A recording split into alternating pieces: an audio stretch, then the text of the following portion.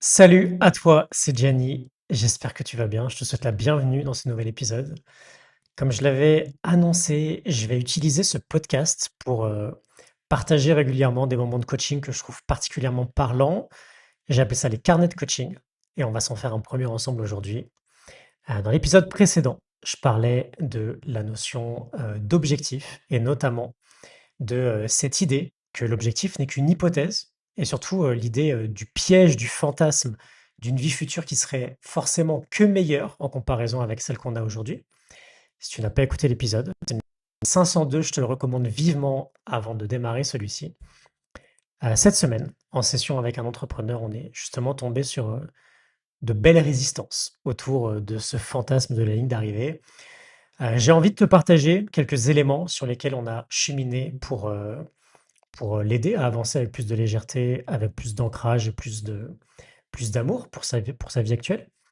Le point de friction portait sur une idée assez simple, mais dont je sais qu'elle perturbe beaucoup de high achievers, ici en tout cas, des high achievers qui se respectent.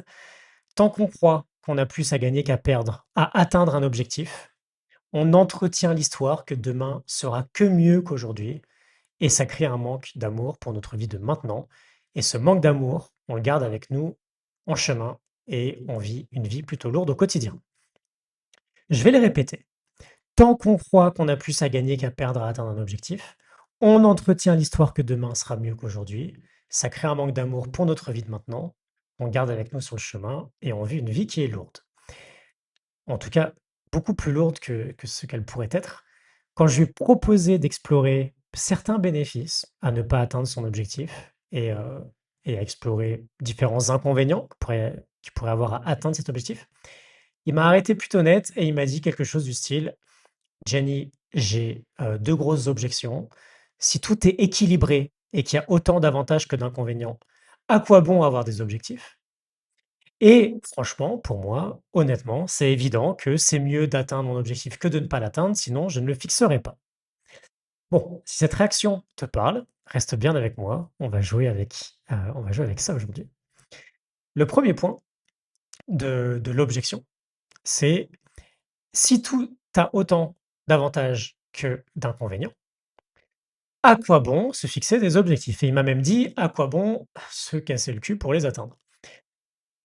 Il y a une confusion très classique ici qu'il fait entre l'équilibre et une forme d'indifférence.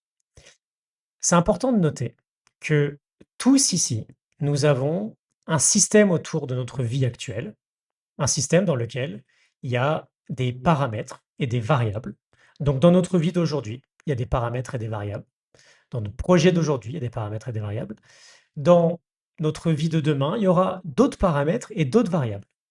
Et chaque système est profondément équilibré. Qu'on le veuille ou non, chaque système a autant d'avantages que d'inconvénients, a bénéfices et inconvénients au même niveau. D'un système à l'autre, les problèmes changent de forme, ils ne disparaissent pas. C'est une forme de corollaire de la loi de conservation de l'énergie en physique, rien ne se perd, rien ne se crée, tout se transforme. Donc les bénéfices qu'on peut expérimenter aujourd'hui changent de forme demain, et les coûts problématiques, ou en tout cas côté plus négatif qu'on peut expérimenter, changent de forme demain également. Le à quoi bon avoir des objectifs, ça part d'un fantasme en fait. Un fantasme qu'on avancerait dans la vie uniquement parce qu'on s'attend à ce que plus tard, et excuse-moi pour le langage, je te l'ai écrit ici, à ce que plus tard, on nique un peu le game de la vie en fait. On puisse atteindre une vie dans laquelle la balance pencherait bien plus du côté des bénéfices pour nous que des inconvénients. Quand on a ce fantasme, il y a un piège qui est qu'on joue à un jeu un peu truqué, un peu triché en fait, pour mieux se convaincre. Et ce piège, c'est qu'on va comparer sa vie réelle d'aujourd'hui avec tous les problèmes bien visibles, tous les sujets, toutes les problématiques qui sont bien visibles, toutes les imperfections, toutes les frustrations qu'on peut vivre. On va comparer ça avec une projection de sa vie future, où là, on voit clairement ce qu'on pourrait gagner de nouveau, mais on va minimiser les inconvénients qu'on n'a pas encore vécus. C'est pas juste, c'est pas équitable comme réflexion, comme raisonnement. Et ça nous dessert beaucoup parce que ça entretient le fantasme. Le jeu de l'équilibre, à l'inverse, c'est un jeu d'ancrage. C'est je vois et je ressens clairement les gains et les pertes de ma situation actuelle et du mieux que je peux en tout cas, ceux de ma situation rêvée, on va dire.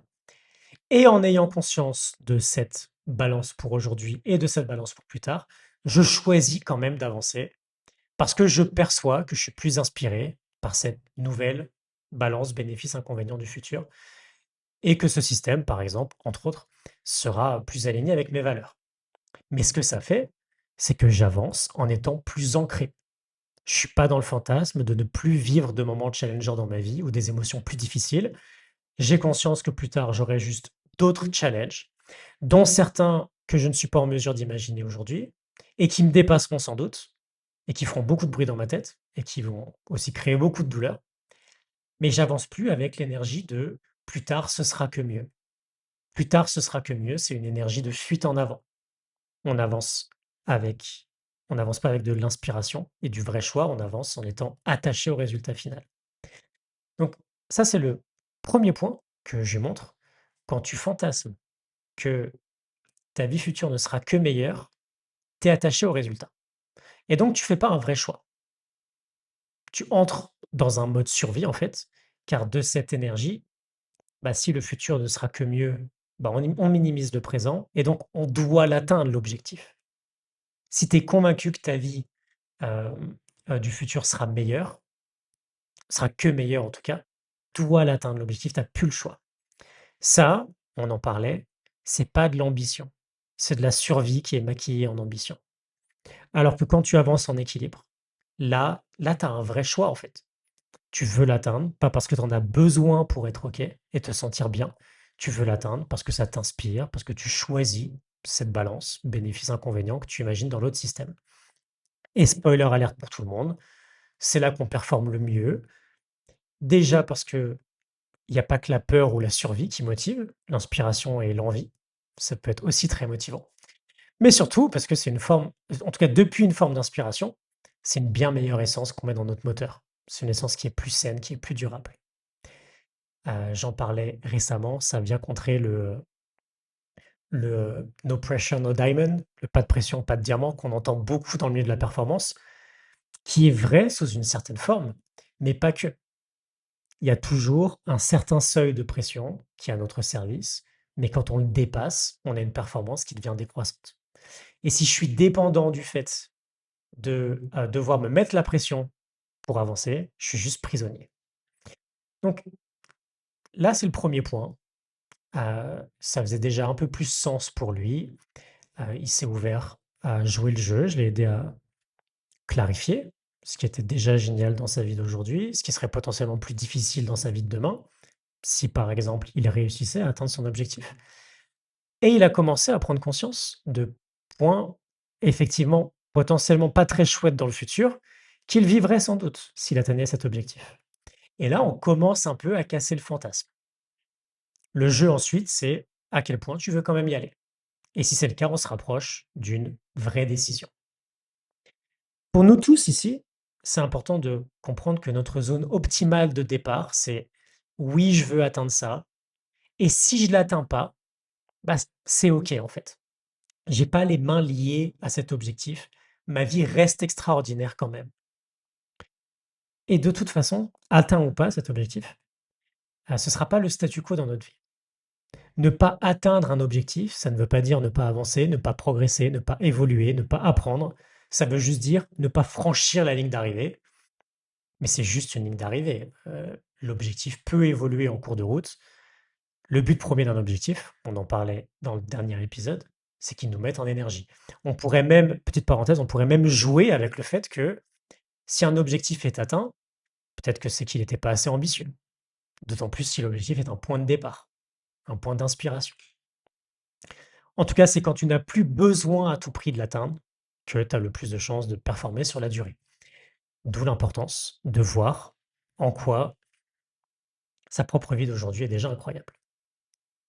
Ok. Je suis curieux d'à quel point ça commence à faire sens pour vous aussi. N'hésitez pas à me dire si on minimise les inconvénients à atteindre notre objectif, si on minimise ce qu'on va perdre, le moment où ces pertes-là vont tomber, parce que ça arrivera, elles sont incluses dans n'importe quel système, On va vivre une expérience de vie bien dégueu parce que c'est pas du tout ce qu'on avait imaginé. On avait signé pour un fantasme.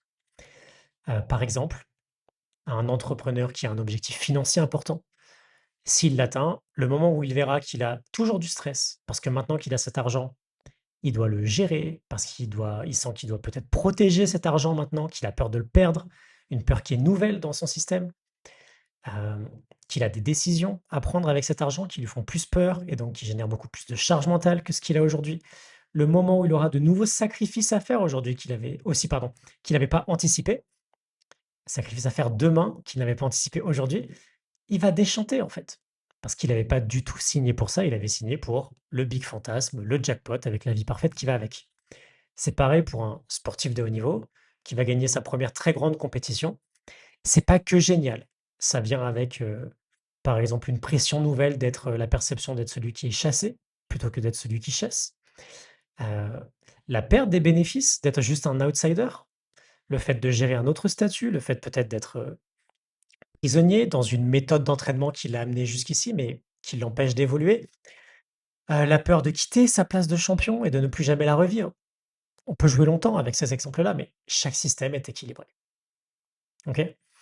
Avant de passer au deuxième point, il y a un enjeu que je vois très souvent, c'est la croyance de: «Si je suis pas attaché au résultat, je vais perdre ma motivation». On fait aussi beaucoup de confusion dans ces cas-là. L'attachement au résultat, c'est de la peur, c'est pas de la motivation. C'est de la peur. Encore une fois, on peut être motivé à avancer sans être dans un mode survie. Le mode survie, c'est puissant et ça nous fait accomplir beaucoup, mais c'est rigide, ça rigidifie notre système, ça nous tend, ça nous écrase, alors qu'à l'inverse, le l'inspiration, c'est une énergie expansive qui nous libère, qui fait de notre chemin un jeu. Quand on performe par de l'attachement à l'objectif, on paye un prix qui est très fort et qui fait précisément en général qu'on commence à remettre en question le système parce qu'il ne nous apporte pas ce qu'on imagine. Et encore une fois, voir ce qui est extraordinaire dans sa vie d'aujourd'hui ne fait pas de toi un gros flemmard qui va ne plus rien faire, ce sera juste nouveau et différent, ce sera plutôt chouette. Deuxième point, je vais un peu moins m'étendre sur celui-là parce qu'en fait on l'a un petit peu traité déjà, c'est l'idée de: «C'est évident que ce sera mieux plus tard. C'est évident que ce sera que mieux plus tard». On a un gros sujet de rat race là. À un moment dans notre conversation, il me dit: «Même si je commence à voir un peu plus la balance bénéfice-inconvénient de mon objectif en comparaison avec celle de ma vie d'aujourd'hui, bon, bah, si je me fixe cet objectif, c'est que c'est quand même évident que je suis convaincu que ce sera mieux plus tard». Et là, messieurs, dames, un vrai sujet de rat race. Parce que plus on pense que ce sera mieux plus tard, plus par effet de contraste, on a moins d'amour pour sa vie d'aujourd'hui. Et je vais vous montrer à quoi ça ressemble. C'est un mec, donc le gars en question a un sens logique très développé, donc j'ai un peu joué avec sa logique pour lui montrer deux, trois points de fonctionnement, parce qu'il me dit qu'il est convaincu de ne pas être dans une rat race. Il me confirme que son point de départ, c'est je me fixe un objectif. Est-ce que je pense qu'en atteignant ma vie sera meilleur que si jamais je l'atteins pas? Et je lui demande par curiosité, ok, mais du coup, quand tu auras atteint cet objectif-là, qu'est-ce qui va se passer? Est-ce que tu t'en fixeras un nouveau? Et évidemment, il me répond que oui. Et je lui demande comment il va le choisir. Et il me dit, bah, je vais le choisir parce que je- cet objectif-là, je pense qu'il m'amènera aussi à un endroit qui sera mieux. C'est logique, en fait. Et il me répond que, bah, en fait, à chaque fois qu'il se fixera un nouvel objectif, ce sera comme ça. Mais en me parlant, il est en train de se rendre compte que il est en train de se piéger dans ses propres réponses parce qu'il est en train de me démontrer que dans son propre discours, peu importe où il en est dans sa vie, il est convaincu que sa vie d'aujourd'hui sera toujours moins bien que sa vie de plus tard. Et donc, il est dans un cycle infini de ce sera toujours mieux plus tard. Euh, je check avec lui ce qu'il en pense, pardon, et il me dit un peu penaud que bah ça y est, il la voit la rat race qu'il est en train de se créer. Que dès qu'il arrive quelque part, il se fixe un nouvel objectif parce qu'il est convaincu que quand il aura atteint, ce sera mieux qu'ici. Mais ce point de vue-là, crée nécessairement un contraste avec sa vie du présent. Et donc, il passe toute sa vie à vivre dans un présent qui est moins bien. Et c'est la définition d'une rat race. Et c'est dommage. C'est dommage parce que le présent, c'est le seul moment que nous vivons vraiment. Hem, Au moment où il voit qu'il ne veut plus de ça, en tout cas, on peut enfin se mettre à vraiment travailler pour, créer une nouvelle approche. Si tu es convaincu que la balance gain-perte de ton futur objectif est que meilleure que celle de ta vie actuelle et que tu as toujours fonctionné comme ça, tu vis dans une arnaque, en fait. Et je suis désolé de te le dire, mais c'est une arnaque dans laquelle ton présent ne sera jamais assez bien. Et le futur que tu fantasmes comme génial, demain, ça deviendra ton présent, mais à ce moment-là, tu refantasmeras encore sur un autre futur, et cetera, et cetera. Donc, pour avancer, on en revient au sujet à la fois de clarifier cet équilibre, dans le présent comme dans la vie qu'on projette d'avoir, et on explore comment avoir plus d'amour pour sa vie d'aujourd'hui, dans le présent, parce que le présent, c'est le seul moment qu'on vit au quotidien. Et par-dessus ça, j'en parlais la dernière fois, comment on peut vivre au quotidien une expérience de vie bien plus riche que celle qu'on vit en se rigidifiant dans son fantasme. Et bien plus riche, ça veut dire en se sentant plus libre, plus apaisé, plus vivant, plus dans le jeu peut-être. Ok. La vraie question, c'est pas est-ce que ce sera mieux. La vraie question, c'est est-ce que je préfère ce type de vie? Est-ce que je préfère gérer cette catégorie de problèmes Av- avec un oui vraiment centré en fait, pas un oui évident mais sans réflexion, qui vient vraiment du fantasme. Et évidemment, avec les données qu'on a, c'est très dur d'avoir une idée très précise de quelle sera ma balance système inconvénient, avantage-inconvénient, pardon, dans la vie que je mènerai plus tard, parce que par définition, je ne mène pas cette vie aujourd'hui. Euh, je rabâche peut-être un peu quelques idées, mais je vais le faire même une dernière fois. Si pour, et ça fera une conclusion. Si pour préférer ton futur, tu dois détester ton présent, même si tu as pas l'impression de le détester, hein, mais si tu fantasmes par effet de contraste, tu crées un manque d'amour pour ton présent, tu vas partir avec de l'épuisement et tu vas arriver du coup avec de l'épuisement. Si tu peux apprécier ton présent et être inspiré par ton futur, tu pars avec de l'énergie et tu arrives pardon, avec de l'énergie parce que l'énergie qu'on a au départ, c'est celle qu'on retrouve à l'arrivée. Et bah, c'est au final tout ce qu'on espère, j'imagine, ce qu'on aspire tous à vivre. Une expérience de vie riche dans le présent, où on se sent aimé, bien entouré, apaisé, libre, vivant, où on s'amuse, où on se sent léger, etc., etc. J'espère que ça te parle, que ça t'inspire, que ça te fait réfléchir.